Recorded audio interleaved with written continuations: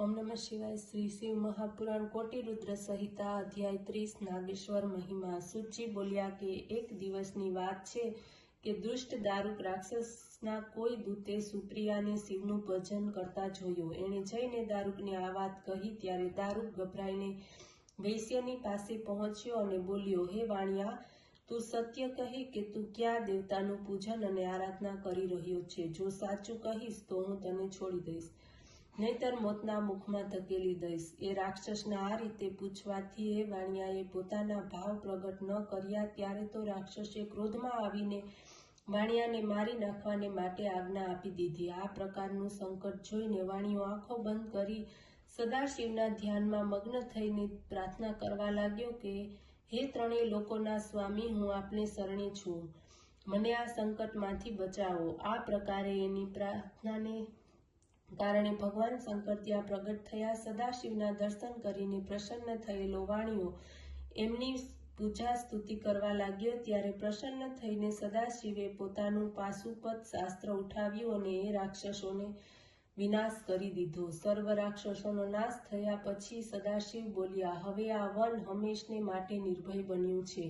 અહીં ધર્મ પર ચાલનાર બ્રાહ્મણ, ક્ષત્રિય, વૈશ્ય, શૂદ્ર વગેરે વર્ણ નિવાસ કરશે। અહીં શિવ ધર્મનો ઉપદેશ કરનાર શિવ ભક્ત વધશે। અધર્મનો અંત થઈ ગયો છે।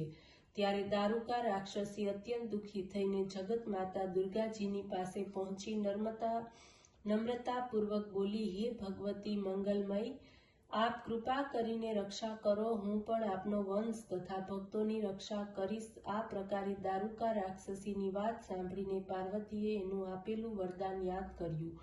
પછી ક્રોધમાં ભરાયેલા ઉમાને જોઈને પ્રસન્ન થતા શિવજી બોલ્યા, હે કલ્યાણી, હવે તમે પોતાની ઈચ્છા પ્રમાણે કરી શકો છો। શિવજીની પાસેથી આટલું સાંભળીને પાર્વતી હસ્યા અને બોલ્યા, હે સ્વામી, આપનું કથન અવશ્ય સત્ય થશે, પરંતુ યુગની સમાપ્તિ થતાં હવે અહીં રાક્ષસોનો નિવાસ હશે અને મારી શક્તિ રૂપા દારૂકા જ એના પર શાસન કરનારી હશે। ત્યારે સદાશિવ બોલ્યા, હે દેવી, આપની ઈચ્છા પૂર્ણ થાય, પરંતુ હું પણ મારા ભક્તોના રક્ષણને માટે અહીં જ રહીશ। જો કોઈ પણ મનુષ્ય પોતાની જાતિ તથા ધર્મને અનુકૂળ આચરણ કરતો પ્રેમ ભક્તિની સાથે મારું દર્શન કરે તો અવશ્ય ચક્રવર્તી રાજા થશે। સૂતજી બોલ્યા કે આ પ્રમાણે કહી ભગવાન શિવ તેમજ પાર્વતી બંને જ્યોતિ સ્વરૂપ બનીને નાગેશ્વરના નામથી ત્યાં સ્થિર થઈ ગયા। હે મુનિઓ, હવે અમે આપને વીરસેન રાજાની કથા સંભળાવીએ છીએ। એક સમયે વીરસેન 12 વર્ષ સુધી પાર્થિવ લિંગની પૂજા કરીને કઠોર તપસ્યા કરી હતી।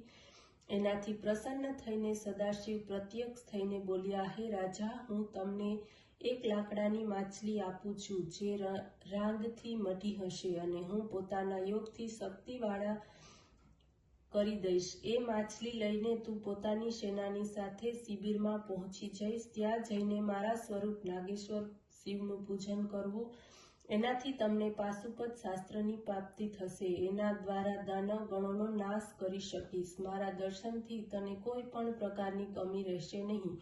આટલું કહીને ભગવાન શંકર અંતર્ધ્યાન થઈ ગયા।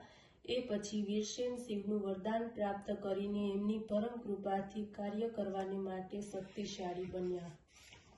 ઓમ નમઃ શિવાય।